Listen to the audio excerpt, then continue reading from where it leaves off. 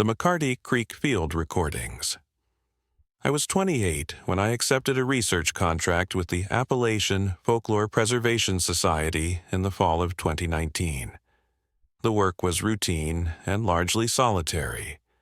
I traveled to remote communities in southeastern Kentucky, recorded oral histories, cataloged songs, stories, and practices that were disappearing along with the people who carried them. Most days were spent driving narrow roads, setting up recording equipment, and transcribing interviews at night. MCCARTY Creek entered my notes through a footnote in a 1963 doctoral dissertation on abandoned coal settlements. The author described it as a hollow so deep and narrow that sunlight reached the creek bed only briefly each day.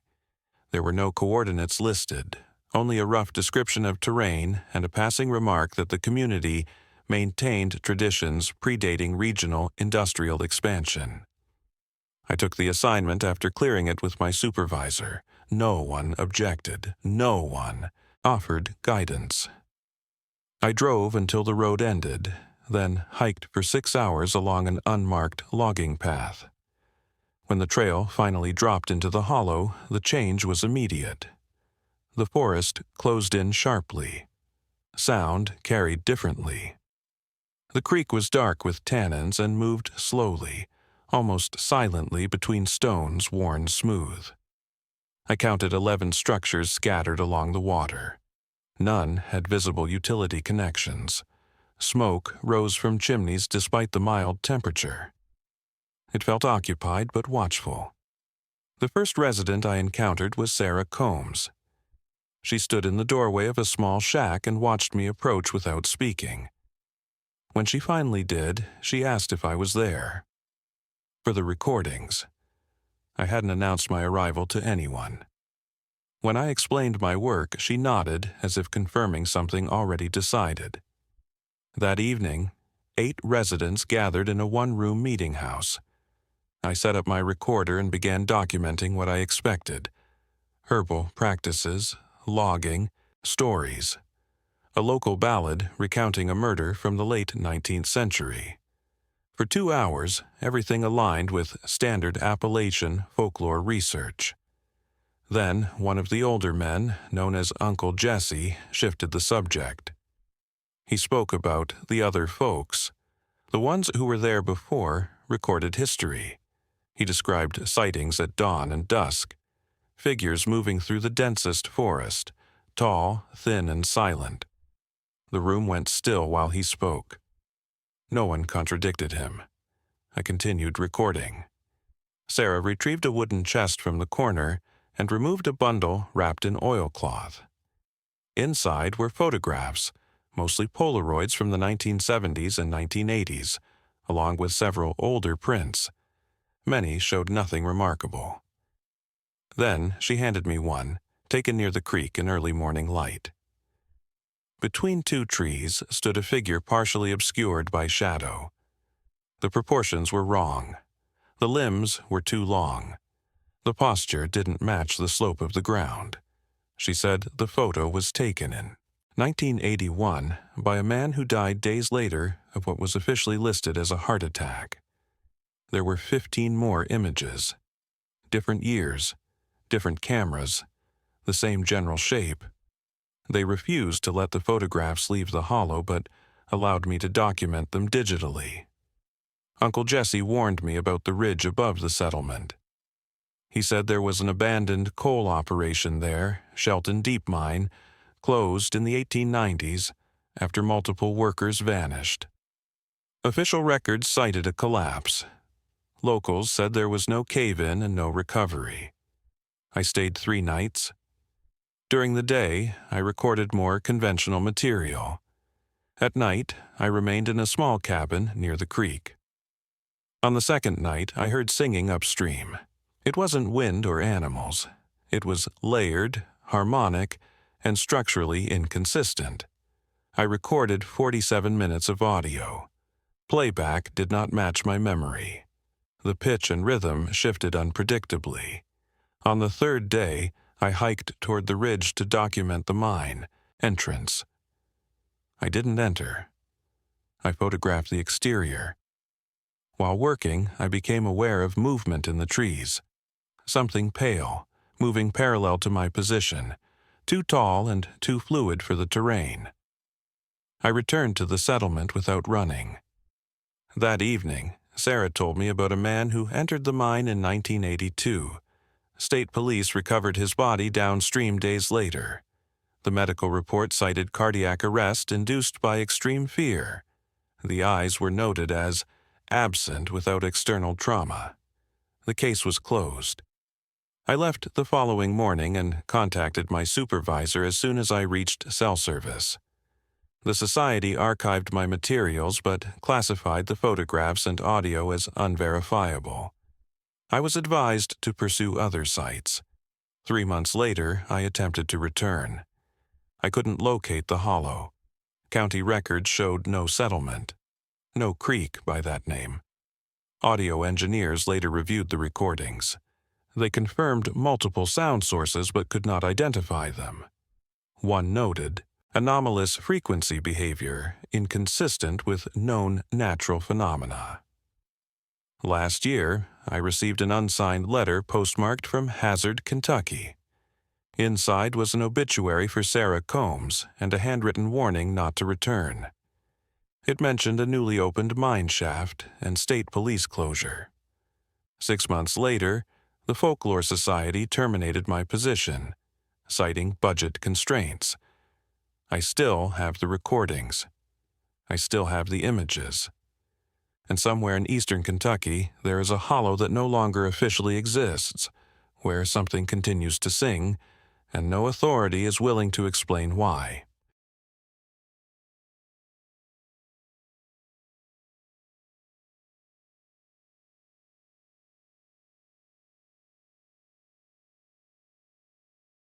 The Bluestone River Patrol Incident. I joined the West Virginia Division of Natural Resources in early 2016. I was 32, older than most new officers, but I wasn't new to the work. I'd spent nearly a decade as a ranger in Colorado, search and rescue, wildlife enforcement, backcountry patrols. The job had structure, clear rules, clear risks. I trusted it. Coming back east was about family, aging parents, familiar terrain. The Southern District assignment felt routine enough. Mercer, Monroe, Summers counties. A large patrol area, but quiet. Mostly fishing violations, occasional poaching complaints, nothing unusual. Part of my jurisdiction included the Bluestone River corridor. On paper, it was just another waterway. In practice, it was one of the most isolated stretches of land I've ever worked. Every 2 months, I was required to patrol the lower Bluestone by kayak. It was a compliance run, illegal access points, unregistered fishing activity, safety hazards. A 2-day trip, solo, start to finish. No one framed it as dangerous. It was presented as routine coverage that simply didn't see much use. That assumption turned out to be false. Below the Little Bluestone Junction, the river drops into a gorge that runs nearly 30 miles without a single road crossing. No houses, no bridges. 400-foot rock walls on both sides. Dense Appalachian forest, so thick you can't bushwhack out even if you wanted to. Once you put in, you stay in. I'd run it 4 times before October 2018. Beautiful, empty, severe, wildlife only, no people. That absence mattered more than I understood at the time. On my 5th patrol, conditions were ideal. Clear skies, good flow, water temperature in the mid-50s. At mile 59, halfway through a narrow rapid section, I saw an overturned canoe pinned in an eddy. Aluminum. Old, heavily damaged. There were no access points for miles, no gear inside, no registration markings. The hull had deep parallel gouges, long, evenly spaced cuts driven into the aluminum itself. Too wide for claws, too uniform for impact damage. I photographed it, logged coordinates, and moved on. I shouldn't have. I reached my planned campsite at mile 62 just before dusk. That's where I noticed the bones. Fish bones, mostly. Carp, catfish, bass, identifiable by skulls. But mixed among them were mammal remains, deer vertebrae, rib sections, a skull consistent with a coyote or large dog. They weren't old. Some still had tissue. The smell confirmed it. More disturbing was the arrangement. Piles, repeated spacing, evidence of cutting tools, not teeth. This wasn't scavenging, it was processing. I documented the site, photos, GPS markers, notes, standard procedure. The evidence didn't match known wildlife behavior. Bears don't cut clean. They don't organize remains. They don't leave repeated feeding sites in open river corridors.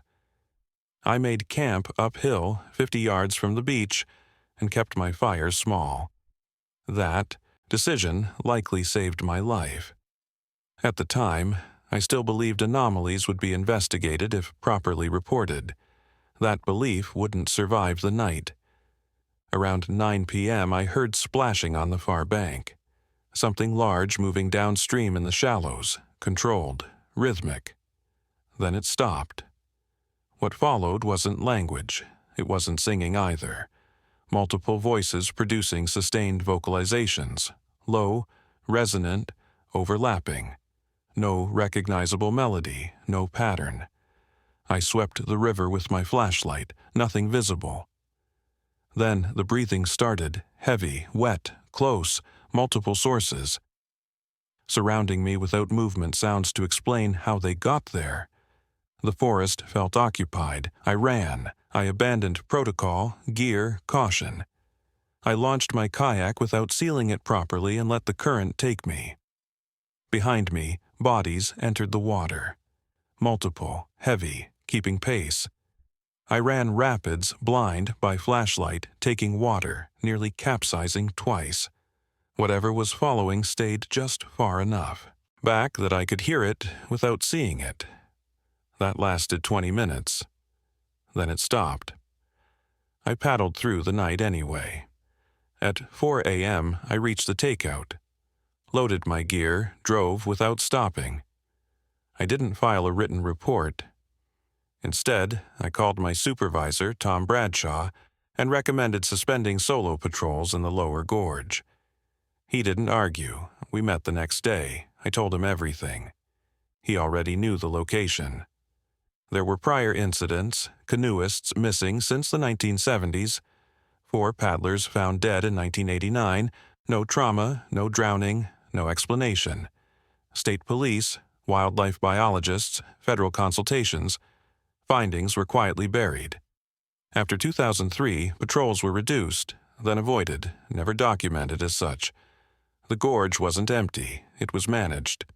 In 2019, the lower Bluestone was officially closed to recreation due to hazardous conditions. That same year, 3 paddlers disappeared. 2 bodies recovered. 1 never found.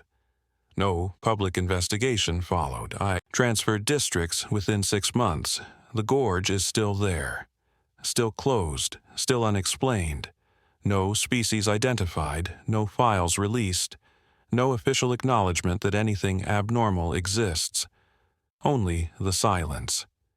And sometimes when I'm alone long enough, I still hear the breathing. Close, patient, and waiting where no one is supposed to go anymore.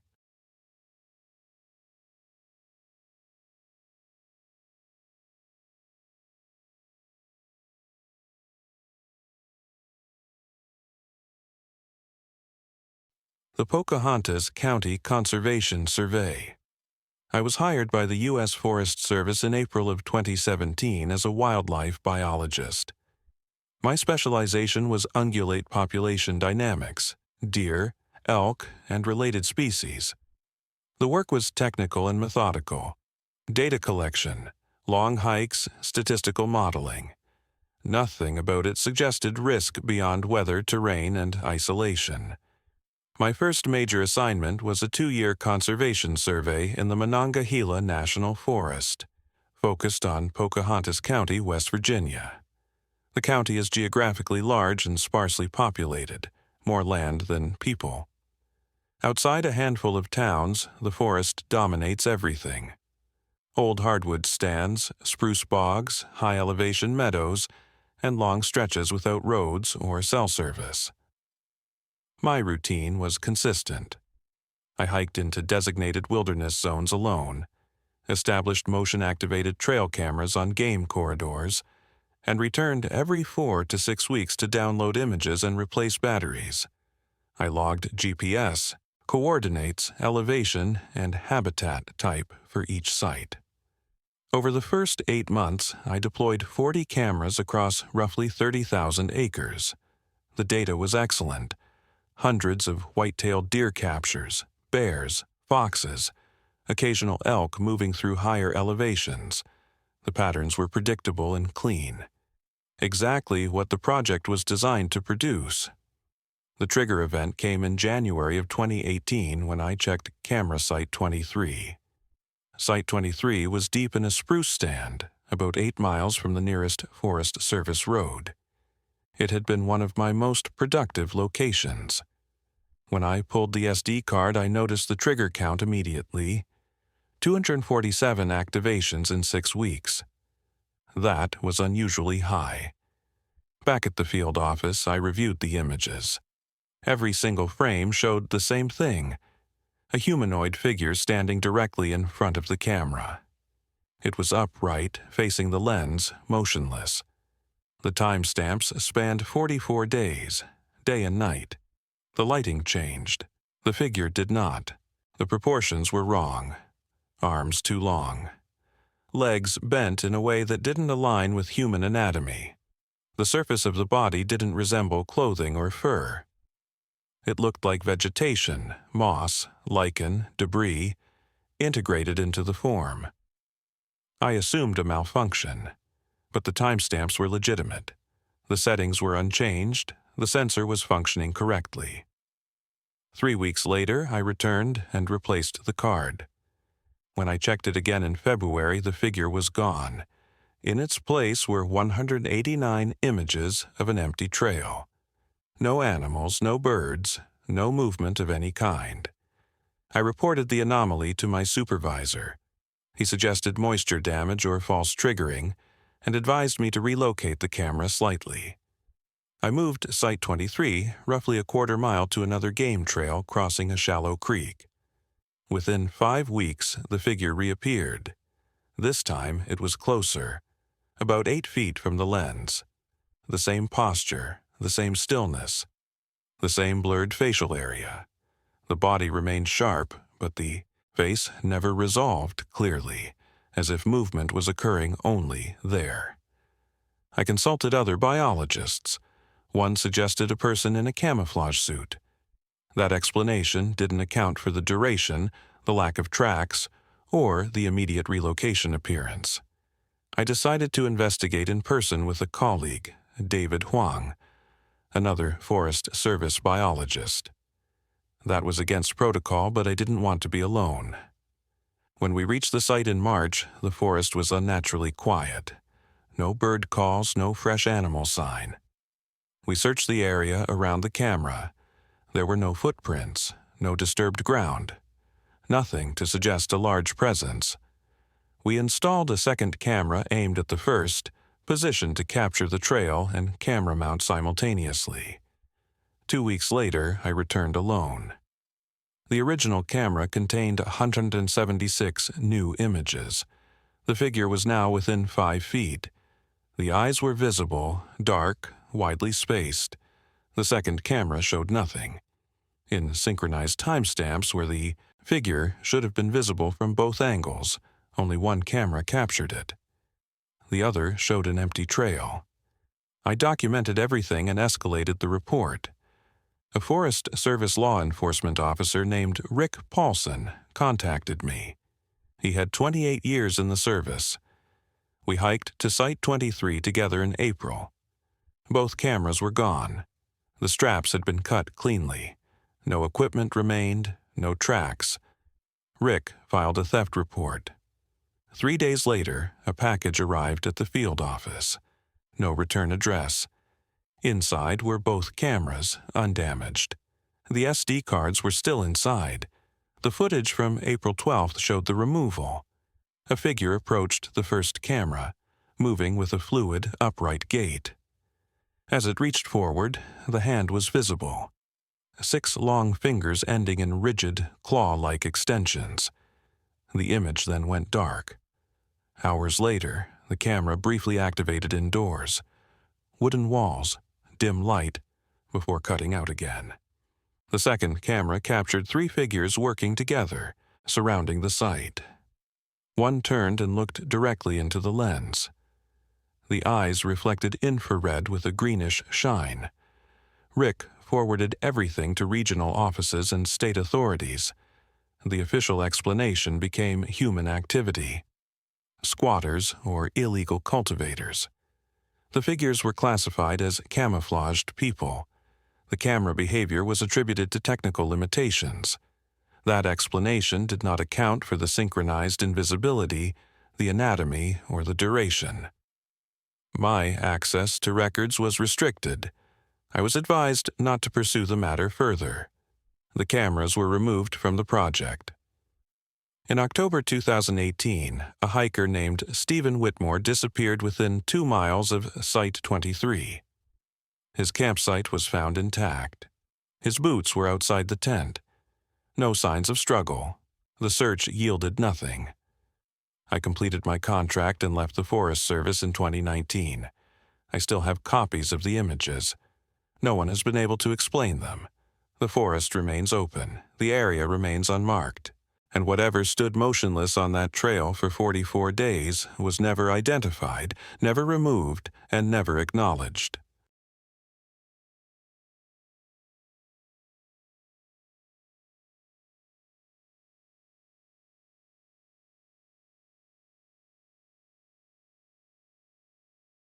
The Greenbrier Psychiatric Records.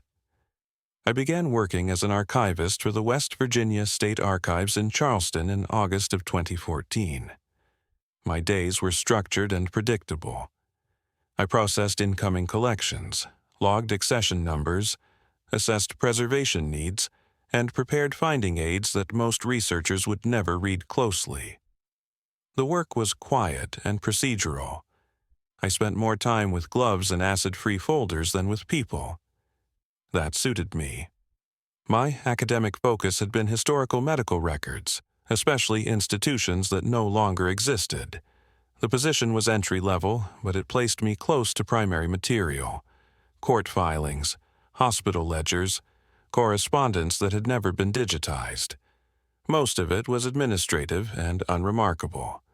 That was what I expected when, in October of 2015, I was assigned 37 boxes transferred from the former Greenbrier State Hospital. Greenbrier had operated from 1903 until its closure in 1994. Its shutdown followed a federal investigation into abuse allegations and patient deaths. Officially, most patient files were destroyed under privacy regulations. What arrived at the archives were administrative records, research summaries, and internal reports preserved after the investigation. My task was to catalog them. The first weeks were routine: budgets, maintenance logs, personnel files. In Box 12, that changed. The box contained research materials labeled Special Treatment Wing. The dates ranged from 1957 to 1981. Inside was documentation for something called Project Appalachian Sleep Study. The introductory memo stated it was funded by a federal grant, though no grant number was listed. Its stated purpose was to study chronic sleep disorders in isolated Appalachian communities. 247 patients were enrolled over 24 years. All were rural residents of Greenbrier, Pocahontas, or Monroe counties. All had been admitted for severe insomnia, night terrors, or parasomnia with dissociative symptoms. The treatment protocols were detailed and clinical. Patients were isolated in a controlled ward, deprived of natural light for extended periods, and administered experimental drug combinations. Some substances were identifiable, others were not. The stated goal was to suppress abnormal sleep responses. What unsettled me were the intake interviews. Transcript after transcript described the same experiences, using different words. People reported hearing sounds at night coming from nearby woods. Singing, calling, repetition. Many described waking at the same times each night. Several mentioned feeling compelled to leave their homes while asleep. Sightings of tall figures moving without sound appeared in multiple accounts. Missing time was common. These weren't presented as delusions in the interviews. The clinicians asked follow-up questions, documented consistency, and noted environmental factors. Treatment notes often reported initial success. Sleep normalized. Night disturbances stopped. Discharge summaries were brief. Many patients were released to family care or transferred to alternative facilities. No addresses were listed. I flagged the materials for further review and continued processing. In Box 19, I found a folder marked Critical Incidents, Project AAS, Restricted. There were 23 incident reports. They documented patient deaths and disappearances connected to the study. Causes of death were listed as cardiac events, respiratory failure, or unknown. Several patients vanished from locked rooms. 3 were later found dead in surrounding forested areas, despite security protocols that should have made that impossible.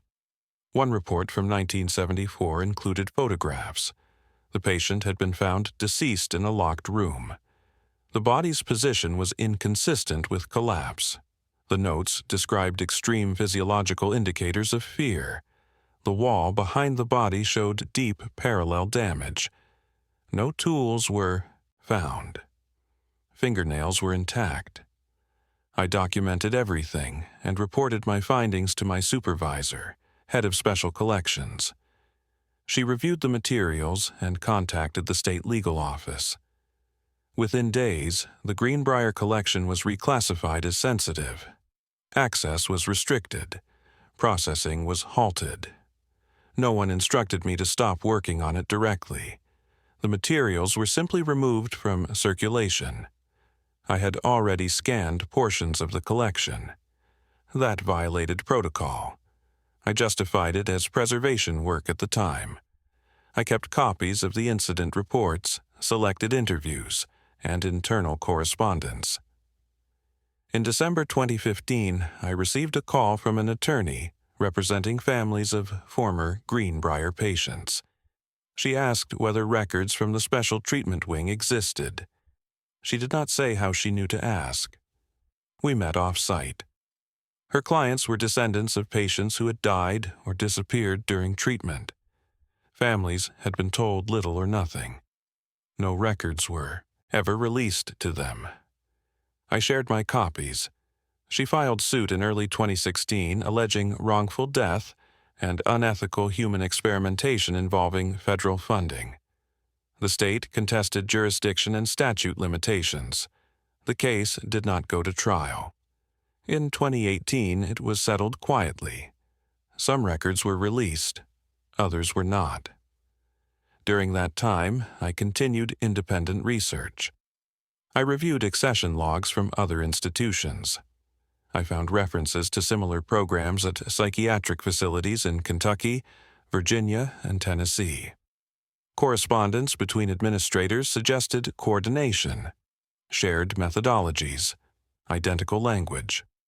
One letter from 1966 stated that the patients were not delusional, that their responses were triggered by external environmental factors not yet understood, and that treatment focused on severing response mechanisms rather than addressing psychological illness.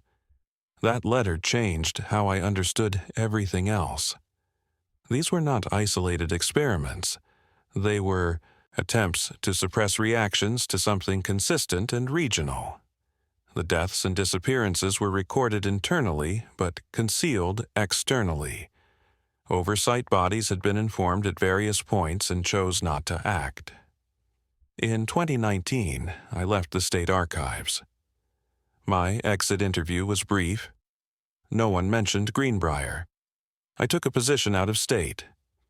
I retained my copies. There has been no comprehensive federal inquiry, no criminal charges.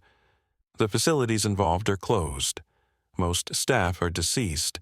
The families received compensation but no explanations. The forests in those counties remain. People still live there.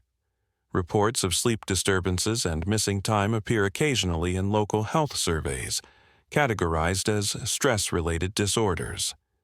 I no longer work with state collections.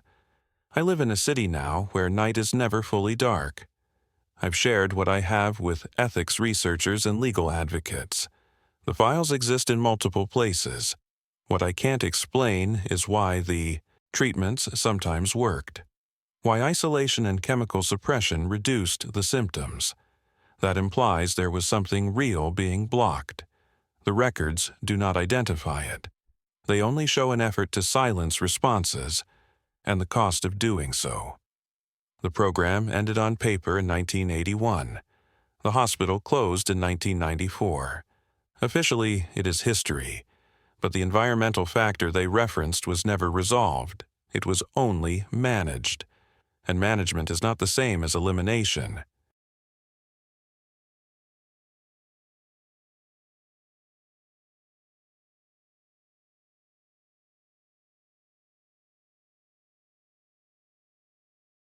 The Gauley River Bridge Closure. I worked as a civil engineer for the West Virginia Department of Transportation from 2010 to 2019. My specialty was bridge inspection and structural assessment. The work was technical and repetitive by necessity. Corrosion measurements, deck delamination surveys, load ratings, photo documentation. Most bridges told the same story. Age, weather, neglect. You learn to separate what looks bad from what actually is. My days followed a routine. I drove state routes that rarely saw traffic, logged measurements, filed reports, and moved on. I didn't investigate people. I investigated steel and concrete. That separation mattered to me at the time. In May 2016, I was assigned a routine inspection of the Gauley River Bridge in Nicholas County.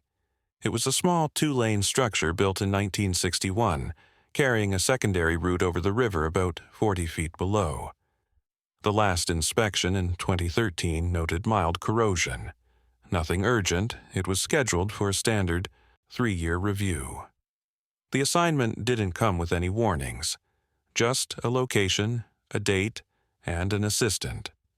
Marcus Webb, a junior engineer new to the district. The bridge sat in a remote stretch of road. The nearest town was more than 10 miles away. Forest pressed in on both sides. When we arrived mid-morning, there was no traffic, no nearby houses, no ambient noise beyond the river and insects. It felt isolated in a way that didn't register immediately, but stayed with me. The first irregularity was the smell. It hit us as soon as we stepped out of the truck. Sharp and organic, like decay mixed with something chemical, ammonia-like. We checked the riverbank for a dead animal and found nothing. The smell intensified beneath the deck. Once we accessed the understructure, I saw the second irregularity. The steel girders showed more corrosion than the 2013 report indicated, but what stopped me were the markings. Deep cuts carved directly into the steel. Not spray paint, not casual. Vandalism. These were deliberate, repeated symbols. Circles intersected by lines. Triangles arranged in sequences, carved with force. Some cuts were old and rusted. Others were fresh, the metal still bright. Marcus documented everything. When he moved toward the north abutment, he called me over. Wedged between concrete and steel was a small cloth bundle tied with plant fiber. Inside were bones, dried vegetation, and fibrous material that didn't resemble hair. Marcus, who grew up nearby, said quietly that people in the area still practiced folk rituals. He didn't sound alarmist, just factual. From an engineering standpoint, the carvings mattered because they created stress points. Combined with corrosion, they compromised load capacity. I filed my report that evening recommending an immediate load restriction. The district approved it. Signs went up the following week. 3 weeks later, I got a call from the Nicholas County Sheriff's Department. A deputy named Carl Henderson asked to meet. He chose a diner in Summersville. He brought files. Between 2008 and 2016, 9 people had died on or near the Gauley River Bridge. None were traffic accidents. Most were ruled suicides, people who went over the side at night. All were local. All occurred between midnight and 4 a.m. In several cases, vehicles were left running on the bridge with doors open. Henderson pointed out inconsistencies. Some victims couldn't swim. Families disputed suicide notes. 2 notes used phrasing relatives said the deceased had never used. 1 note mentioned answering the call. Another referenced meeting them at the water. I told him about the carvings and the bundle. He wasn't surprised. He said locals avoided the bridge at night. Stories circulated about lights under the deck and voices near the river. He didn't say he believed them. He said the deaths didn't add up. I provided copies of my photos. Henderson said he'd forward them to state police. 2 months passed with no follow-up. Then, in August 2016, state police contacted me directly. They requested a supplemental inspection focused on documenting all markings and any new activity. I returned with a different assistant. Marcus had transferred. The smell was worse, strong enough to be noticeable from the road. Flies clustered near the north abutment. We found another bundle, larger than the first, containing a decomposed small mammal, arranged with bones and plant matter. New carvings covered areas that had been clean in May. Someone was returning regularly. I filed an urgent report. State police opened an investigation and installed trail cameras at both approaches to the bridge. The cameras captured activity over several weeks. At night, pale lights moved beneath the structure. The movement didn't match standard flashlight patterns. Audio from 4 recordings captured harmonized vocalizations that analysts could not clearly classify as human or animal. On September 28th, footage showed 3 individuals accessing the bridge around 2 a.m. They carried tools and bags, worked beneath the deck for roughly 40 minutes, and left into the forest. Faces were obscured. The activity constituted vandalism and trespassing. A stakeout was planned. Before it happened, on October 3rd, a vehicle was found abandoned on the bridge just after dawn. Engine running, door open. The owner, a 34-year-old woman from Craigsville, was missing. She was found 3 days later downstream. The medical examiner noted bruising inconsistent with a simple fall and marks on her ankles consistent with restraint.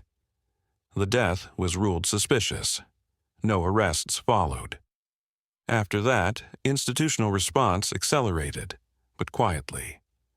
In November 2016, the Department of Transportation closed the bridge permanently, citing structural deficiencies and budget limitations.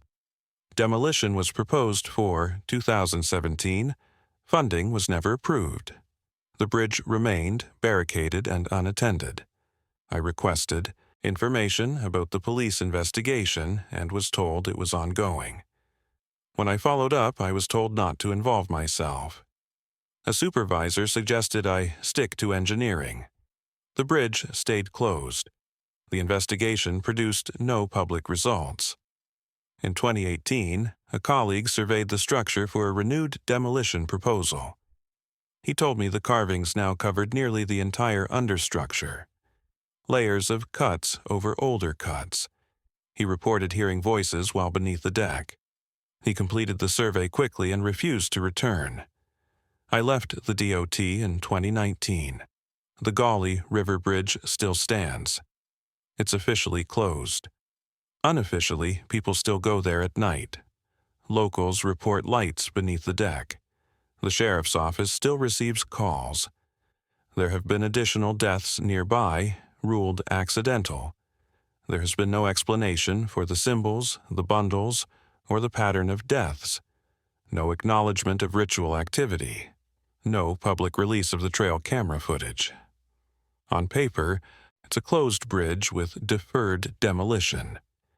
In reality, it's an active site, unmonitored, unresolved, and still drawing people to the water after midnight. The structure hasn't carried traffic in years, but something is still using it.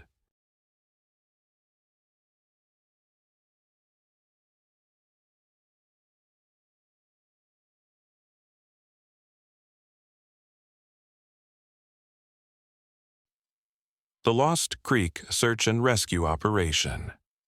I joined the West Virginia Mountain Rescue Group in 2013. At the time, I was 36 years old, working full-time as a paramedic in Morgantown. My life followed a stable routine. 12-hour shifts on the ambulance, training days, paperwork, sleep when I could get it.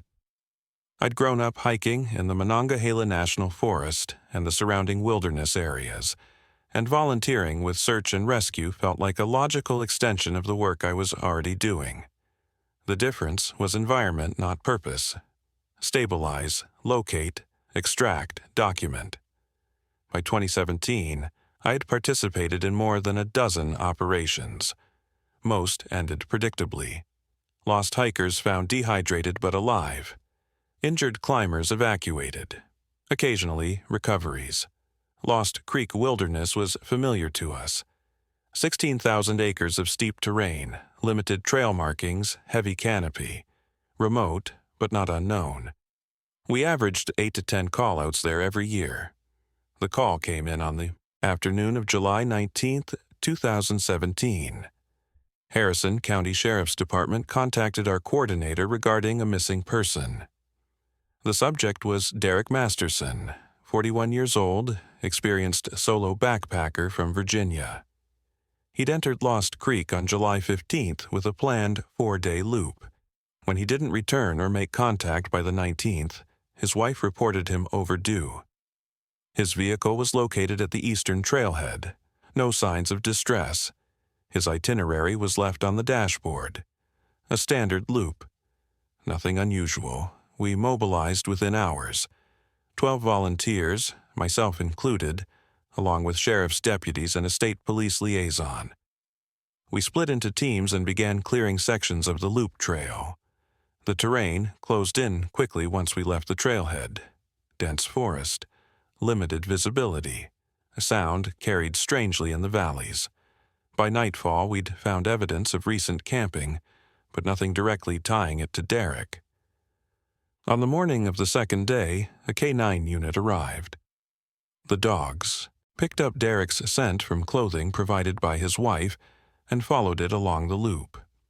Around midday, one of the dogs alerted sharply at a junction where an unofficial side trail broke off the main route. It wasn't on any current map.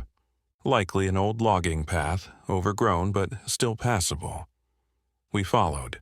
The trail descended into a narrow valley, tracking a creek bed. Vegetation thickened. Rhododendron choked the understory. Visibility dropped to 20 feet in places. Movement off the trail was difficult and slow. About a mile in, we found Derek's backpack. It was suspended from a tree branch approximately 8 feet off the ground, tied with cord. The pack was open. Contents partially removed. We documented and lowered it. Inside were clothes, food, water filter, first aid supplies. Missing were his tent, sleeping bag, wallet, and phone. Tracks surrounded the area. Boot prints consistent with Derek's footwear, confirmed by photos. The tracks continued deeper into the valley, following the creek. As we moved on, the terrain became more hazardous. Waterfall, slick rock, narrow passages. The tracks became erratic, crossing the creek repeatedly. At the third waterfall, we found Derek's shirt snagged on a rock midstream. Torn. Blood present, though not heavy. The decision was made to halt forward movement at dusk and establish camp. Continuing in the dark would have been unsafe. We set a perimeter. I was assigned watch from 10 p.m. to midnight. It was fully dark, no moon, cloud cover heavy. The forest was quiet in the way remote places get. No insects, no wind. Around 11:15 p.m. I heard singing. Multiple voices, harmonized, coming from down valley, distant but clear. I alerted the team leader, Rob Pritchard. He listened. Others woke. Everyone heard it. The sound lasted roughly 20 minutes, then stopped abruptly. Rob radioed base and the other teams. All reported the same thing. No one moved toward it. We waited until morning. At first light, we continued. The valley opened into a basin surrounded by cliffs roughly 150 feet high. In the center was a clearing. Derek's tent was set up properly. Stakes secure, rainfly attached. The entrance was open. Inside was only his sleeping bag, laid out as if recently used. Around the tent were tracks, many of them. Derek's boots, but also barefoot impressions. Human-sized, but the proportions were off. Toes too long. Arches too pronounced. The prints circled the tent repeatedly, overlapping, suggesting multiple individuals moving around it for some time. We searched the basin thoroughly. Found Derek's wallet near the creek, cash missing but ID and cards intact. His phone was located smashed on rocks nearby. Blood was present in small amounts around the tent area. No body. Additional resources were requested. Dogs traced Derek's scent out of the basin toward the western cliffs. The route was steep. Technical. The dogs lost the trail at a ledge system about 70 feet above the basin floor. Blood was present there as well. We also found carvings in the rock, geometric symbols, circles intersected by straight lines, fresh. Stone dust still visible. 2 climbers ascended to the ledge. They found a shallow alcove. Inside were cloth bundles, bones, plant material, and a journal. The journal belonged to Derek. Entries from July 15th through July 17th were routine. Mileage, campsites, observations. Entries from July 18th described singing at night, lights moving between trees, footsteps circling his tent. The final entry, dated July 19th, read, "They're here, watching since dawn, too tall, not right, I'm going to try to climb out. Don't come down into the valley at night, don't listen to the singing." The search continued for 6 more days, helicopters, thermal imaging, ground sweeps, nothing. Derek Masterson was declared missing and presumed dead. The case remains open. I resigned from search and rescue the following year. Officially for scheduling reasons, unofficially because I couldn't forget that valley. Rob still works Lost Creek. He says there have been more disappearances. He says sometimes at night he hears singing. He says experienced searchers turn back when they hear it. The stubborn ones keep going.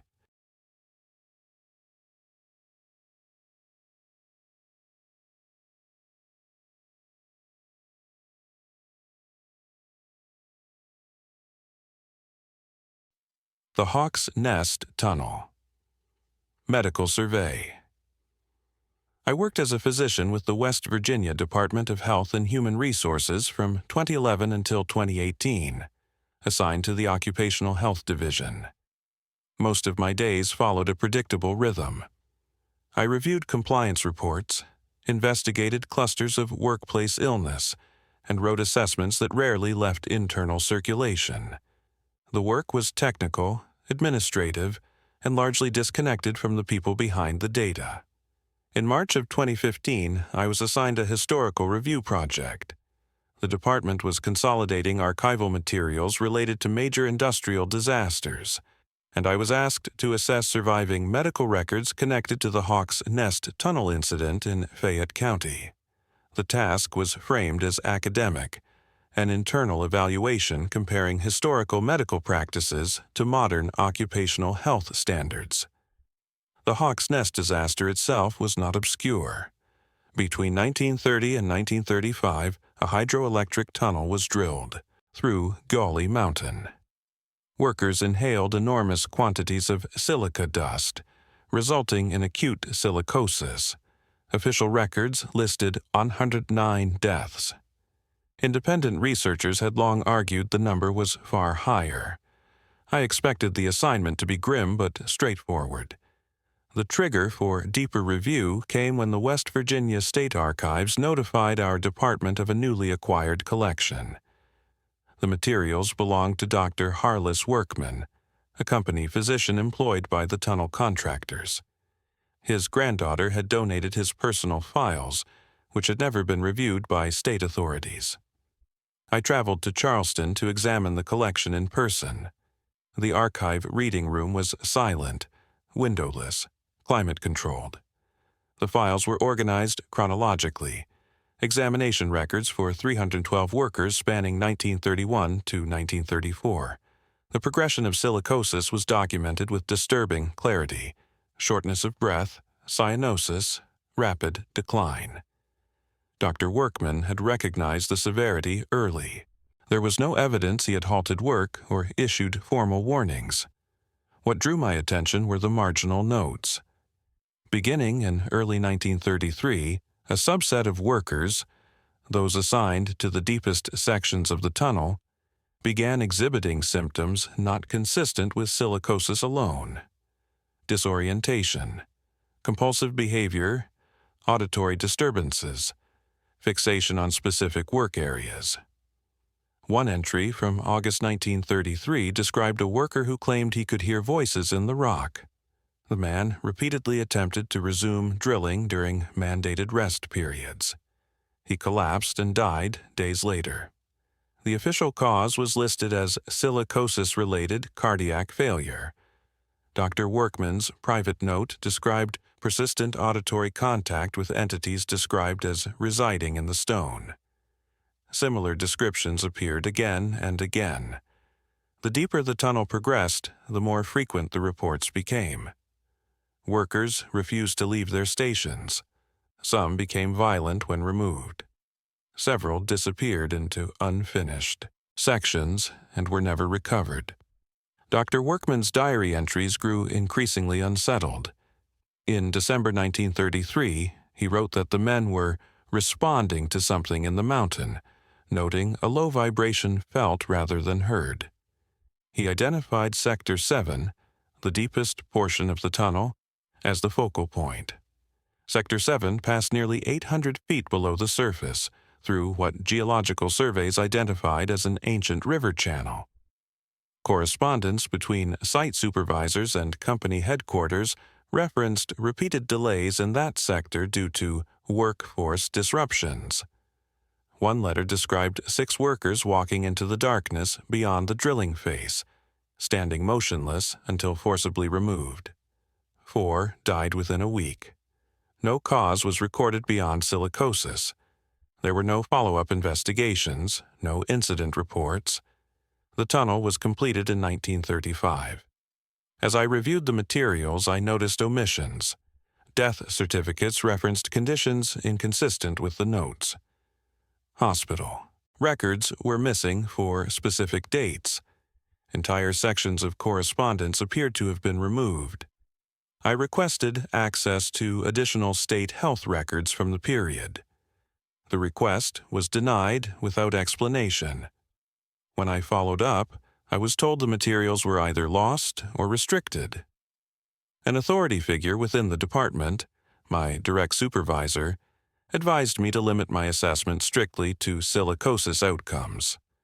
He reminded me the project was historical, not investigative. I continued anyway. Cross-referencing county death records revealed anomalies. Several workers listed as deceased from silicosis did not appear in burial records. Others were listed as relocated. Families received no remains. The first moment I felt personally unsafe came late one evening while reviewing scanned documents at my office. The building was empty. As I scrolled through Dr. Workman's final entries, the HVAC system shut down abruptly. The silence was complete. No ambient hum. No airflow. It lasted nearly 2 minutes. I remember becoming acutely aware of my breathing. When the system restarted, my computer froze. Several files were corrupted beyond recovery. 2 days later, I received a formal notice removing me from the project. The assessment was reassigned. I was instructed to submit my notes and digital copies. I retained copies anyway. The critical discovery came from a ledger tucked into the back of the collection. It listed worker assignments by tunnel sector, annotated with symbols rather than names after mid-1933.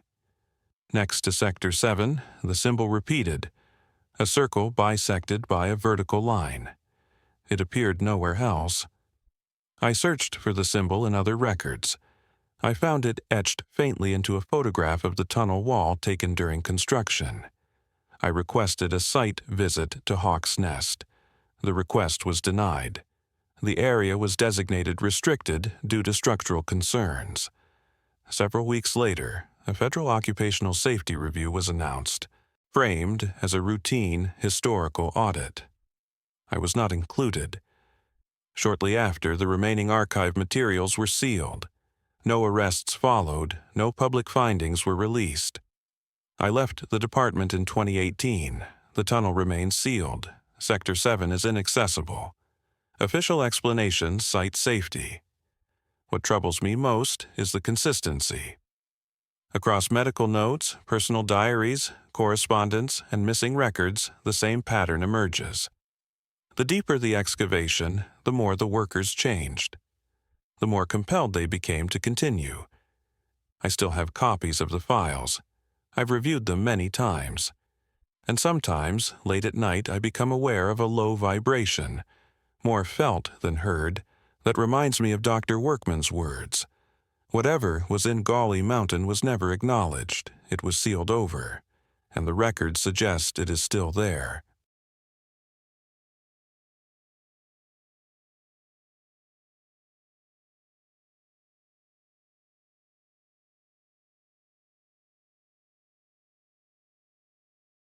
The Blackwood Postmaster.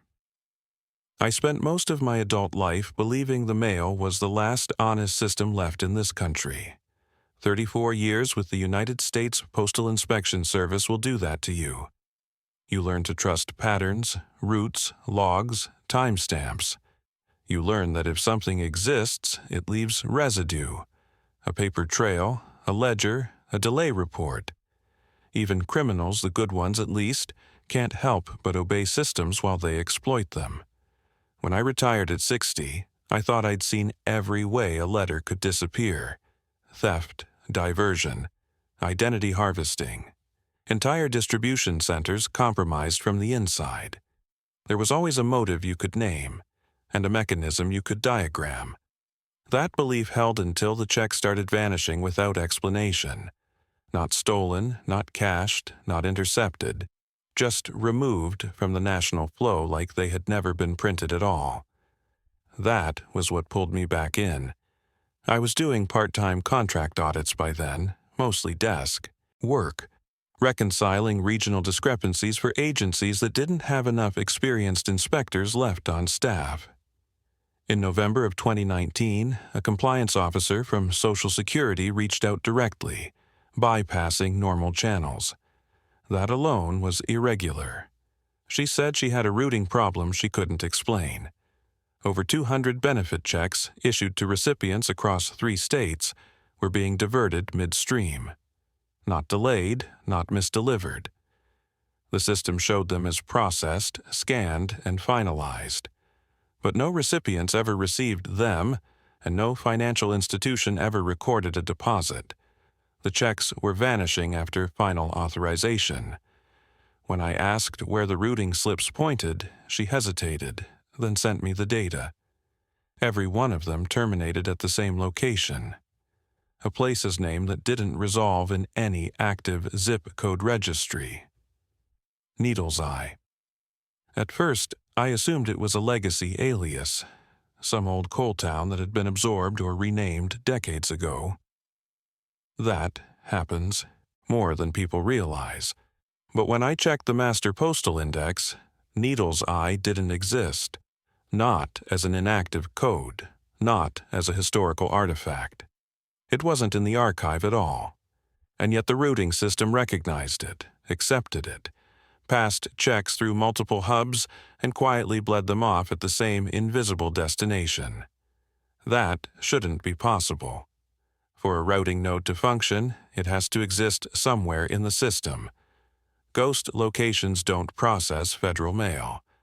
I flagged it as a potential internal fraud operation and requested field verification. The request came back approved faster than it should have. That should have been my first warning. The address data placed Needle's Eye in eastern Kentucky, deep in old coal country, beyond the reach of any active rail or highway infrastructure. I drove instead of flying. I wanted to see the transition happen mile by mile. The roads narrowed the farther east I went.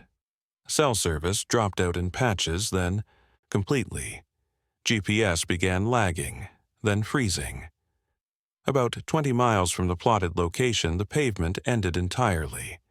A single-lane dirt road peeled off the county route, unmarked, already rutted from recent rain. It climbed steadily into the hills, twisting between tree lines that closed in overhead. I passed no other vehicles, no houses, no signs, just forest and exposed rock, the remnants of cuts made decades earlier and never reclaimed. The road washed out twice while I was on it. I had to get out and move stones by hand. When I finally reached the end, the road simply stopped, not widened into a turnaround, not blocked, just ended, as if it had decided there was no reason to go farther. The village sat in a shallow hollow beyond the road, maybe 24 structures arranged in a perfect crescent, all facing inward toward a bare dirt center. No fences, no vehicles, no visible utilities. The houses were similar but not identical, as if built to the same plan over many years. What struck me immediately was the silence. Not rural quiet, not the sound of wind and insects. A held silence, as though something had just stopped moving. Every porch was occupied, men, women, children, elderly, all standing or sitting perfectly still, facing the road. They didn't look surprised to see me. They looked expectant. Their faces shared the same structure. Not identical like twins, but unnervingly similar, as if copied from the same template at different stages of wear. Same cheekbones, same spacing of the eyes, same jawline. I noticed that no one blinked while I stood there. I identified myself. Federal Authority. Postal Inspection Service. I said it loudly and clearly, the way you are trained to do when you want witnesses later, to remember exactly what you said. No one responded. No one moved.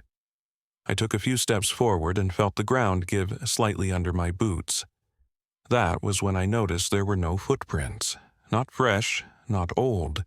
The dirt in the center of the crescent was undisturbed, as if no one ever walked across it. Behind me, the tracks from my truck were clear and deep. In front of me, nothing. Every house had a mail slot. Identical brass slots mounted at the same height. No numbers, no names, no boxes, just slots. At the far end of the crescent was a small brick building with a faded federal eagle bolted above the door. The post office. That shouldn't have existed. There were no active offices within 30 miles of this area, and yet there it was, standing solidly, better maintained than the houses. I walked toward it. The people didn't follow, but I felt them tracking me, watching. The sensation was physical, like pressure between the shoulders. When I reached the door, it was unlocked. Inside, there was no counter, no P.O. boxes, no sorting tables. The interior had been gutted and rebuilt around a single structure that dominated the space. An industrial incinerator, steel and reinforced concrete, the kind used for hazardous disposal. It was active. The heat hit me immediately. I could hear the low roar of the fire inside, steady and controlled. Against one wall were metal shelves stacked with ledgers, all neatly labeled by date. I pulled one at random and opened it. Every missing Social Security check was there. Recipient name, amount, issue date, routing confirmation. All marked as received, none marked as processed further. The checks themselves were gone. Burned, I realized. Fed directly into the incinerator. Not stolen for money, destroyed intentionally. I went down into the basement looking for storage or evidence of off-site diversion. That's where I found the letters. Hundreds of them, bundled and stacked carefully, all addressed to the same recipient. The thing in the coal seam. No postage, no return address. The handwriting varied wildly, some shaky, some precise, all reverent, all formal. I didn't open any of them. I didn't need to. The implication was clear enough. This wasn't fraud, for profit. It was ritualized disposal. Payment. When I came back upstairs, I wasn't alone. The postmaster stood near the incinerator watching me. He wore a uniform, but it didn't sit right on his body. The seams were off. The patches were correct, but slightly misaligned, as if placed by someone who had only seen them in photographs. His face was the worst part. It didn't settle when he spoke. Features shifted subtly, overlapping impressions of different faces trying to occupy the same space. When he smiled, the expression didn't match the muscles underneath. He told me the checks weren't stolen, they were owed, that the mountain required tax, that the fire kept the ground stable, that without payment, the hollow would collapse inward and take everyone with it. I told him that wasn't how geology worked. He looked genuinely confused by that statement, as if geology were a secondary concern. He said the system had worked for decades, that the mail had always come, that when it stopped coming naturally, they had learned to redirect it, that the federal system was generous, even if it didn't know it was paying. He asked me to help keep the flow uninterrupted. When I refused, he took hold of my arm and began pulling me toward the incinerator. He was stronger than he looked. His grip felt wrong, too firm, like gripping a bundle of cables instead of flesh. As he dragged me, I saw what lined the interior of the incinerator chamber when the door swung open. Old uniforms, ID cards, melted fragments of badges, inspectors, auditors, people who had followed anomalies into this hollow and never left. I struck him with my stapler, a heavy industrial model I'd carried for decades. The blow caught him across the face. His reaction was delayed and asymmetrical, one eye squeezing shut while the other continued tracking me. I ran. Outside, the townspeople had stepped into the road, blocking my truck. They stood evenly spaced, silent, their identical faces turned toward me. They didn't raise their hands, didn't shout, didn't move. I drove through them. I didn't feel impacts, but I didn't look back to check. I didn't slow down until I reached pavement and cell service returned. I submitted everything I had: photos, ledgers, location data. Within weeks, the Department of Energy seized the land under eminent domain. Official explanation: subsurface instability. The town was evacuated. The zip code was erased. Needle's eye was removed from every federal map. The case was sealed. I was advised, quietly, to stop asking questions.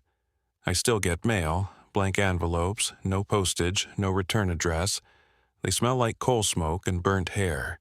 They always arrive warm.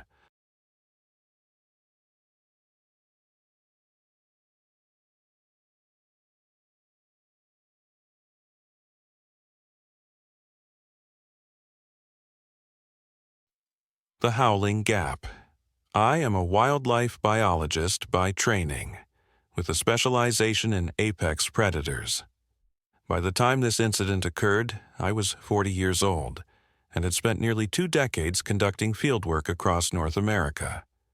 My work was technical and comparative: population modeling, habitat overlap, behavioral analysis. I was not predisposed to speculation. I worked with data, not folklore. At the time, my daily routine was split between university teaching obligations and contract investigations for state agencies. When reports surfaced of an unidentified predator attacking livestock on the Allegheny Plateau in northern Pennsylvania, I was asked to consult. The reports described a new species of wolf, larger than any known regional subspecies. That alone was enough to justify a site visit. The trigger event was a call from a Department of Natural Resources regional coordinator. He described escalating livestock losses in a remote area locally referred to as the Howling Gap. Farmers were demanding answers. The agency wanted an external assessment before issuing a public statement. I accepted the assignment and scheduled a 2-week field study. The Howling Gap is not marked on most maps. It is a stretch of rugged terrain carved by deep ravines and dense hemlock forest. Access is limited to a handful of logging roads, many of them in disrepair. Once inside the gap, radio reception drops. Cell service disappears. Sound carries oddly, funneled by the ravines. I arrived in early October.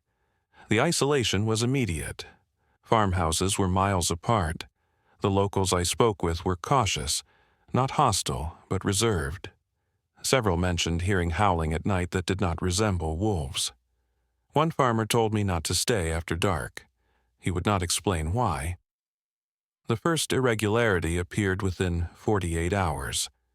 I was led to a pasture where 3 cows had been reported missing.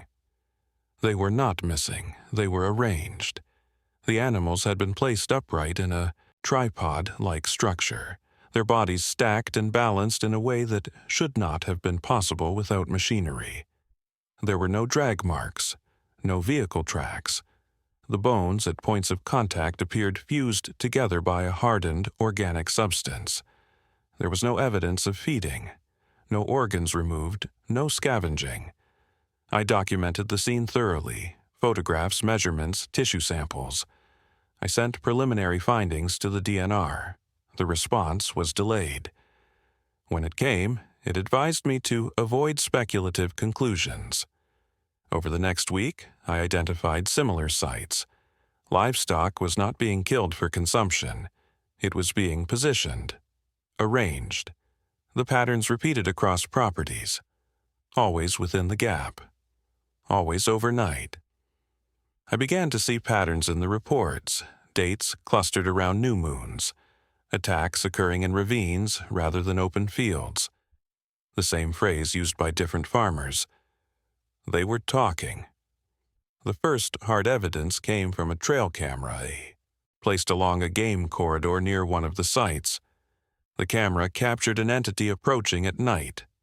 At a distance, it resembled a wolf. As it moved closer, the shape changed. Limbs bent at irregular angles. The body elongated. The surface was not fur. When I reviewed the footage frame by frame, I saw that what looked like fur was composed of thousands of small, articulated shapes. Fingers, human fingers, moving independently, flexing and curling to create the illusion of hair. I forwarded the footage to the DNR. The response was immediate and dismissive. I was told the image was corrupted, motion blur, compression artifact. The coordinator suggested feral dogs. I requested permission to extend my study. It was denied. That denial marked the beginning of institutional resistance. Access to incident reports was restricted. Calls went unanswered. I was advised to conclude my work and submit a summary attributing the attacks to known predators. I did not comply. I established a research blind near the center of the gap. equipped with cameras and audio recorders. On the third night, the forest went silent. No insects. No wind. I became aware of movement around the blind, not through sound but through pressure changes and shadows. They surrounded the structure. They did not growl, they whispered. The voices were human, familiar. They used the names of farmers whose properties had been affected. They recited phrases I had heard during interviews. One voice addressed me directly, using my full name. A shape approached the blind. It pressed against the window. The fingers shifted, rearranging themselves to form a crude approximation of a face. The voice changed. It became my mother's voice, asking me to come outside. That was the silent dread moment. No movement, no sound beyond breathing and whispered speech, the knowledge of being watched with intent. The life-threatening confrontation was unavoidable. The entities did not attack. They waited. I realized then that the arrangement of livestock was not predation, it was construction, practice. I ignited my research tent using a camping stove, creating a sudden burst of heat and light. The reaction was immediate. The whispering stopped. The shapes recoiled, their forms losing cohesion. I ran for my ATV and drove until the engine failed several miles outside the gap. I reported everything. This time, federal agencies were involved. The official response was swift and controlled. The DNR issued a statement attributing the incidents to feral dogs. Privately, they authorized controlled burns across the gap using napalm-based accelerants. Entire sections of forest were cleared under the justification of fire management. No report mentioned the trail cam footage. No mention of the arrangements. The evidence cache I collected, photos, video, audio, was requested and never returned. Several authority figures signed off on the burn orders. None acknowledged my findings. The aftermath was quiet. Livestock losses stopped. The Howling Gap was closed to the public for environmental remediation. No arrests were made, no explanation offered. I relocated to an urban area and ceased fieldwork. Officially, my conclusions were deemed inconclusive. The unresolved threat remains. The gap still exists. The burns did not cover everything. And occasionally, late at night, I hear a whisper in a familiar voice asking if I have found my fingers yet. I have not returned to the field. I do not intend to, but I keep my records, because whatever was arranging those animals was not destroyed. It was interrupted.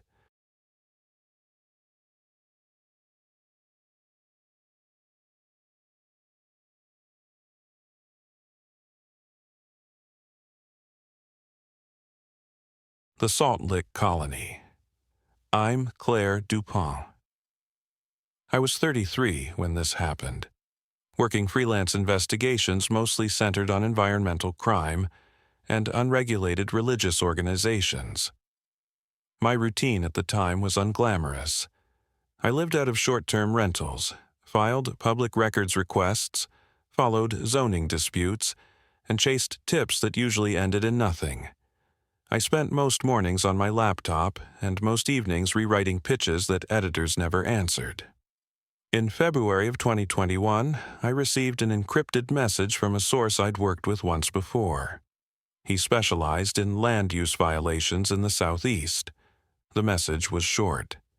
He claimed an illegal wellness commune was operating deep inside Alabama's Talladega National Forest. No permits, no tax records, no utility access. He said people went in and didn't come back the same. Normally, that would have gone into the pile of vague claims I didn't pursue. What made me pay attention was the attachment, a set of coordinates and a scanned incident report from a county sheriff's office. The report documented a missing person call that had been quietly reclassified as voluntary relocation without investigation. The responding deputy's signature appeared on 3 similar reports over 5 years. I drove south 2 days later. Talladega National Forest doesn't feel remote on a map, but once you leave the maintained roads, the terrain collapses inward. Steep valleys, dense tree cover, limited sightlines. Cell service disappears quickly. I parked where the road ended and hiked with a pack that included water, a recorder, a camera, and a printed map. The coordinates led me into a narrow valley that dropped sharply enough to force me to descend sideways. The silence was immediate. No birds, no wind movement in the canopy. Just the sound of my own steps and, occasionally, something metallic moving below me. The commune was built around a natural salt lick exposed in the rock face. The residents had carved shallow caves into the mineral seam. Supplies were raised and lowered on pulley systems anchored to trees above the valley. It was efficient and deliberately hidden. The people I met there did not behave like fugitives. They didn't hide, they didn't challenge me. They smiled. Their skin was smooth in a way that didn't look cosmetic. Their teeth were uniformly white. No discoloration, no signs of age. They wore loose, undyed clothing crusted faintly with white residue. I noticed quickly that they weren't eating. Meals consisted of standing quietly against the cave walls, pressing tongues and palms to the salt. No cooking areas, no stored food. When I asked about nutrition, they said water was transitionary and food was memory. They spoke calmly, without defensiveness, using shared phrases that suggested rehearsed language. At night, I stayed in a cleared area near the pulleys. No one approached me, but I was aware of being observed. The valley held sound strangely. When the residents withdrew into the caves, the ambient noise didn't return. It felt contained, like the space was sealed. Over the next day, I noticed physical changes. In bright light, the skin of some members appeared faintly translucent. Veins were difficult to distinguish. Beneath the surface, there was a pale, crystalline structure that caught the sun differently than bone should. I began documenting discreetly. The first hard evidence came when I found what they called the medical bay. It was a recessed chamber deeper in the salt formation. Inside were handwritten journals, charts tracking hydration reduction, and diagrams of the human body annotated with mineral concentrations. One journal appeared to be the central text. It described a process of gradual dehydration paired with salt exposure. One entry read, "The salt replaces the water. The water is the weakness. We are becoming the mountain." Another listed names with dates. Some were crossed out. Next to them were notes: completed, unstable, returned to flow. I copied as much as I could. When I tried to leave to transmit what I'd found, the pulleys were locked. No explanation was offered. No one threatened me. They simply stated that departure required stability and that I hadn't reached it yet. That night was the worst part. The valley was completely still, no insects, no animal movement. I lay awake, aware of slow footsteps circling the perimeter. Not approaching, just present. The authority figure emerged the next morning. They called her the Mother. She was taller than the others, her skin layered with thick salt crust that cracked when she moved. Her face retained human structure, but her features were fixed, as if expression had been abandoned. She spoke my name without being told it. She explained that the commune existed to correct a flaw in humanity. Water, she said, made people temporary. Salt made them permanent. She believed this. Place was protected because local authorities understood its purpose. She mentioned meetings with county men who agreed not to interfere.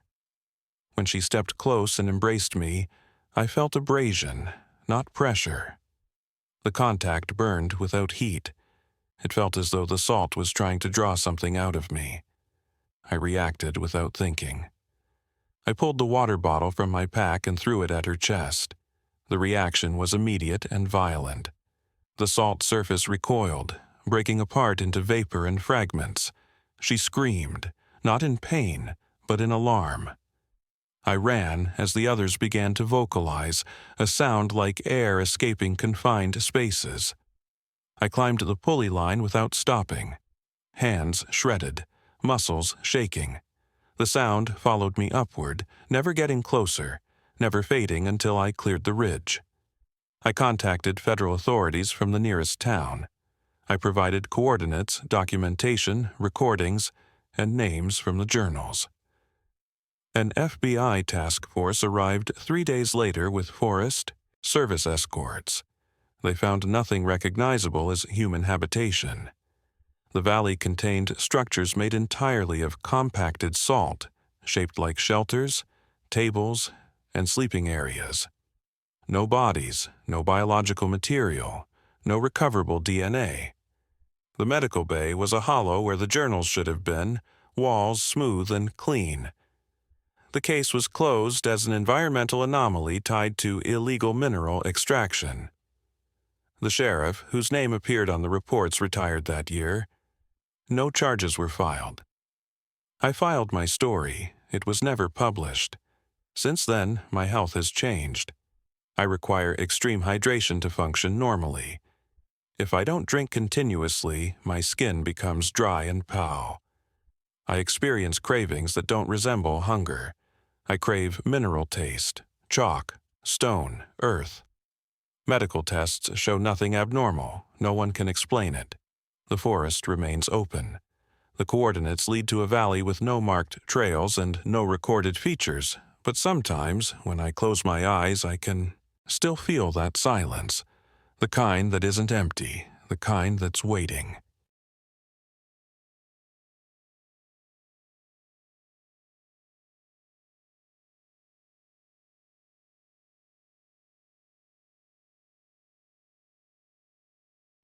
The Trestle Watcher. I'm Sam Gentry. I spent 31 years as a railroad detective before I retired. The job was less dramatic than people imagine. Most of it was paperwork, interviews, inventory audits, and slow coordination with local law enforcement.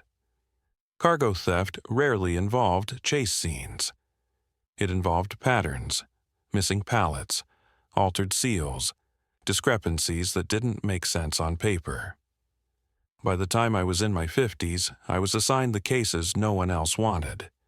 Remote routes, aging infrastructure, losses that didn't fit established theft models. That's how I ended up with the Devil's Elbow file. It came across my desk as a routine internal alert. Multiple freight trains traveling through the same stretch of West Virginia were reporting cargo losses. No forced entry, no damaged seals. Containers simply arriving lighter than documented. The losses only occurred when trains slowed to under 15 miles per hour at a specific location. A trestle spanning a wee 500-foot gorge, miles from the nearest town or access road. The official assumption was insider theft or accounting error. I wasn't convinced. Patterns that clean usually aren't human. I was assigned to investigate on site. The Devil's Elbow trestle sits deep in forested terrain. No service roads, no cell reception. The only way in is by rail or a full-day hike through rough ground. The bridge itself is narrow, old steel construction, curving slightly as it crosses the gorge. Engineers slow down there out of habit as much as regulation. My first interviews were with the engineers. They were experienced, competent, and uniformly evasive about one thing. They refused to look out the left side windows while crossing the trestle. At first, I assumed superstition or fear of heights. Then one of them, after I pushed, said, "Because he counts." That was the word they used, counts. They told me there was something out there, something they called the Watcher. According to them, if you looked, it would start counting your heartbeats. When it finished, your heart would stop. I logged it as folklore and stress reaction, but the consistency bothered me. I inspected the cargo cars myself. Containers weren't pried open, they weren't cut. The steel had been deformed, peeled back in smooth, curved sections like it had been softened. Melted wasn't accurate, but it was closer than any mechanical explanation I had. I requested authorization to ride a slow-moving freight through the elbow with monitoring equipment. The company approved reluctantly. Losses were adding up. I boarded with a thermal camera, vibration sensors, and a data recorder. The train entered the gorge just after midnight. As speed dropped, the forest went unnaturally quiet. No wind, no insects. Even the engine noise felt muted, like sound was being absorbed. The thermal camera picked up an anomaly almost immediately. A heat signature appeared beside the bridge, not on it, beside it. 12 feet tall, matching speed with the train, positioned where there should have been nothing but open air. The image showed movement, large, deliberate motions, interacting with the cars. Steel peeled back as if it were pliable. I was documenting when the train stalled. The temperature dropped sharply. Sensors recorded sub-zero conditions within seconds. Frost formed on the inside of the windows. That's when it looked at me. The watcher stood level with the caboose window. There was no face. Where a head should have been was a mechanical structure. Gears, escapements, interlocking components rotating with audible precision.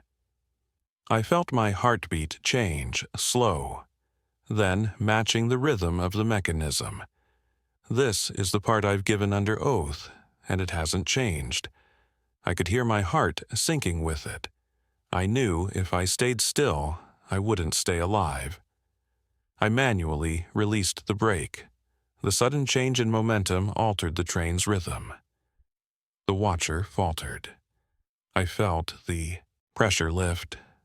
I didn't wait. I exited the car and rolled down the embankment, breaking ribs and my left wrist in the fall. By the time rescue crews reached me, the train had rolled back clear of the gorge. No one else reported seeing anything. The thermal footage was partially corrupted, but enough remained to show an anomalous heat signature inconsistent with any known equipment or human presence. I filed my report with full documentation. Within a month, the railroad announced the trestle would be dismantled and the route rerouted. The official reason was structural fatigue. The cost exceeded $50 million. No mention was made of cargo losses. No acknowledgement of my findings. I was advised, quietly, to take early retirement. The trestle is gone now. The gorge is quiet again. Officially, the problem is solved. I don't wear a watch anymore. I can't tolerate the sound of ticking. Sometimes, when everything else is quiet, I feel my heartbeat hesitate, like it's waiting for something to finish counting. And I worry that dismantling the bridge didn't remove what was watching. It only took away its favorite place to stand.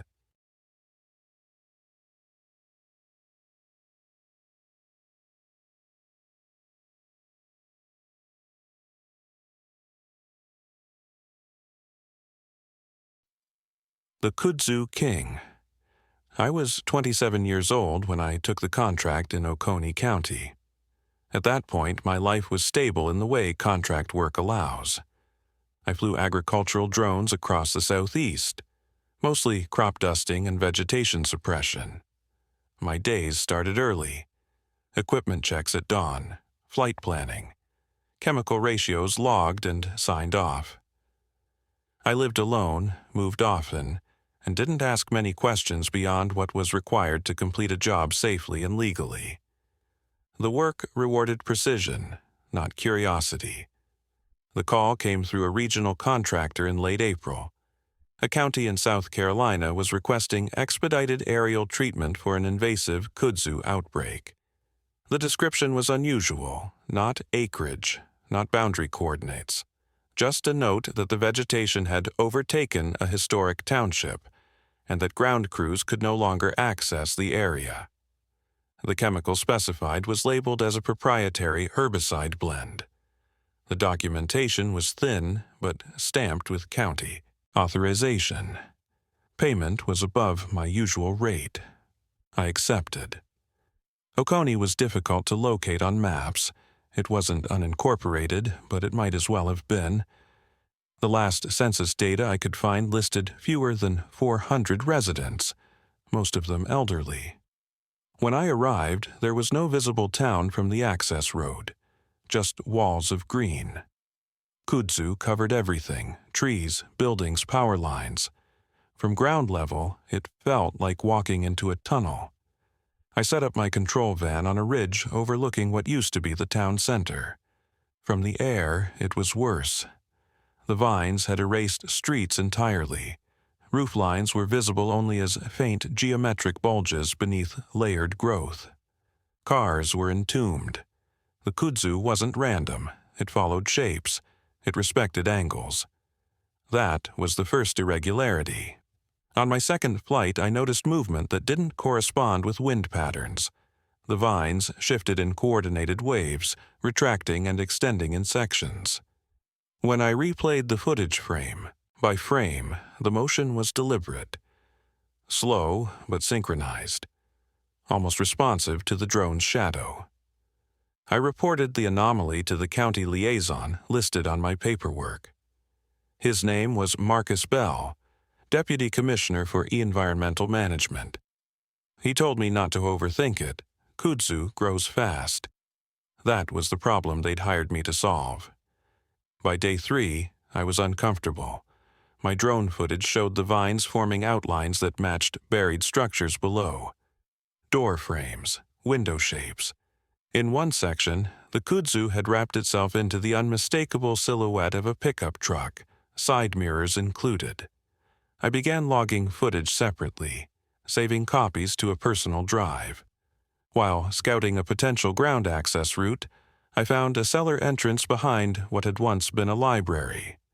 The vines had covered everything else, but the cellar doors were intact. The kudzu had avoided them entirely. That absence felt intentional. Inside, the air was dry. Shelving still stood. Papers were stacked neatly, untouched. I found a diary on a desk, leather-bound, labeled with the name Dr. Ellen Rowe. Botanist. The last dated entry was from 2009. She wrote about the kudzu behaving as a single organism, not individual plants, but a connected system. She described electrical signaling, response to stimuli, and growth patterns that suggested memory. The final entries referenced deep well drilling outside town limits. Energy exploration. Something unearthed. "This isn't invasive," she wrote. "It's awake." I took photos of every page. When I attempted to upload my drone data to the county server that evening, the connection failed. The next morning, Marcus Bell arrived unannounced. He asked to inspect my equipment. He told me the herbicide formula had been updated and that I should discard any previous samples. I asked why the chemical smelled sweet when aerosolized. He didn't answer. That night, I stayed in the van. Around midnight, the forest went silent. No insects, no wind. The kudzu outside pressed against the vehicle, shifting. I felt vibrations through the metal, not impact, contact. The vents began to clog with green tendrils. They moved slowly, exploring. They didn't constrict, they probed. When one brushed my ear, I heard something like distant speech, layered and overlapping. I fled into the vines and ran blind until I reached a clearing near the old courthouse. There, at the center, sat what had once been the mayor's office. The walls were gone. In their place was a structure of living plant matter shaped like a chair.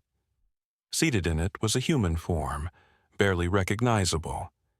Skin replaced by leaves, eyes open but unfocused. The diary had named him, Mayor Thomas Reed. He'd approved the drilling. The vines receded when fire hit them. I used drone fuel, set the van alight. The sound they made wasn't animal. It was high, sustained, and collective. I reached the highway at dawn. 2 days later, Oconee County was quarantined. Official cause: toxic mold outbreak. State and federal agencies arrived.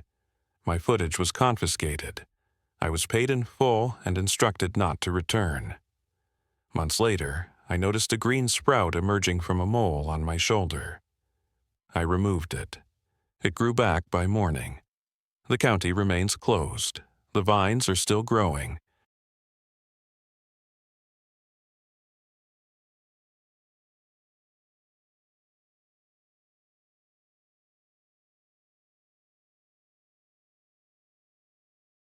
The echo of 1922. I have spent most of my professional life studying time as an abstraction, not as a place. For 40 years, my work in temporal physics was confined to equations, simulations, and theoretical constraints. I taught graduate seminars, published peer-reviewed papers, and advised government research panels on clock drift, relativistic variance, and signal decay. My days were quiet, predictable, and intentionally insulated from speculation. I never claimed time travel was possible. I argued, repeatedly, that what people called time slips were almost always measurement errors, environmental interference, or cognitive misinterpretation. That position defined my career. It is also why I was contacted when the first recordings from the Silent Basin were reviewed. The call came in early spring, from a former student who now worked as a civilian consultant for a federal spectrum monitoring program. His message was cautious and informal, which was unusual. He told me they had intercepted a repeating AM broadcast while conducting routine interference sweeps in North Georgia. The signal did not match any licensed frequency nor any known pirate transmission. What made it exceptional was the content.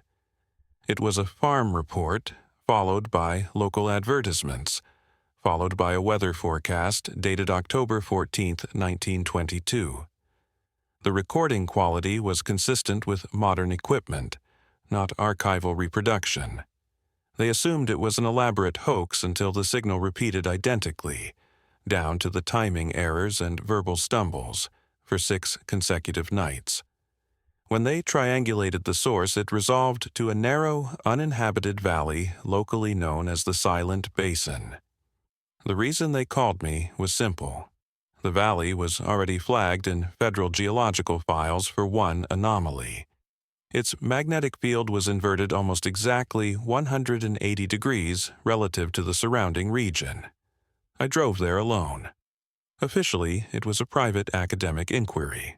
Unofficially, no agency wanted to attach its name to something that sounded like folklore. The road into the basin narrowed quickly, then disappeared entirely. I hiked the final 3 miles carrying only basic equipment: field recorder, magnetometer, chronometer, notebook, and a neodymium magnet I used for calibration demonstrations. The silence began before I reached the valley floor. No insects, no birds, no wind. My instruments showed stable readings, but my sense of orientation felt subtly wrong, like standing in a room where the walls had been rotated without moving the furniture. The first structure I saw was a general store. It was intact, painted. The windows were clean. A sign in the glass read, "Open." I assumed at first it was a themed reconstruction, something built for tourism or historical reenactment, but there were no access roads, no signage, no power lines. When I stepped inside, the smell stopped me.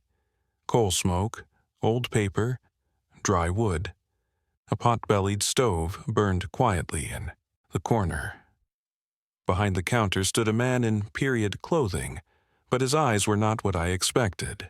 They were alert, evaluative. He watched me the way a person watches a stranger who doesn't belong, but cannot be challenged openly. The calendar on the wall read October 14th, 1922. I spent hours walking the valley. It was small, maybe half a mile across, encircled by steep tree-covered ridges that blocked any view beyond.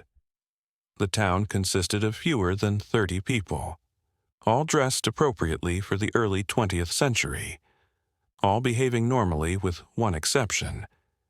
None of them were surprised by me. They spoke carefully, avoided specifics, and corrected themselves when they drifted toward modern phrasing. Slowly, through repetition rather than confession, I understood the pattern. The valley was repeating the same 24 hours. Had been, according to their collective memory, for over a century. They remembered other days, other years, but they could not reach them. Every night, after midnight, the loop reset. Buildings repaired themselves, supplies replenished, injuries vanished. Only memory persisted, and even that imperfectly. The first hard evidence came when I noticed a small wooden box labeled "Lost and Found" beneath the store counter. Inside it was my pocket watch. Not similar, mine, the same engraving on the back, the same hairline scratch near the crown, except this one was old, tarnished. The glass was clouded with age. I checked the watch in my pocket. It was intact, new, running. That was the moment theory failed me. Objects were not merely being copied, they were being aged, recycled, reintroduced. That night, I recorded audio from the valley. The broadcast was real. It was not generated by modern equipment. The signal existed entirely within the basin, looping along with everything else. When I attempted to transmit out, nothing escaped. When I attempted to receive external signals, none entered. It was a closed system. I was approached, near dusk, by the sheriff. He wore a badge that had been polished too many times. His manner was calm, practiced. He told me they needed new people periodically, that memory degradation was accelerating, that without new blood, the loop destabilized. As he spoke, I felt something shifting in my mind. Details of my life softening. Academic references slipping, replaced by impressions that didn't belong to me. Muscle memory began to rewrite itself.